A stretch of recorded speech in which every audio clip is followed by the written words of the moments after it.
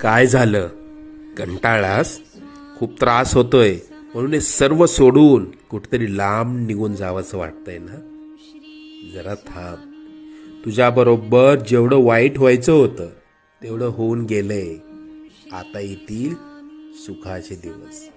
लवकरच तुझ्या आयुष्यात सोन्यासारखे दिवस येतील. सगळं काही मनासारखं होईल. तुला भविष्याची चिंता खूप सतावत असते ना? आम्ही सर्व जाणतो. तुझा हात आम्ही पकडलाय.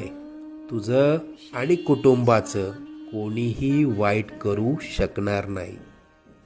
अरे मायबाप मानतोस ना आम्हाला?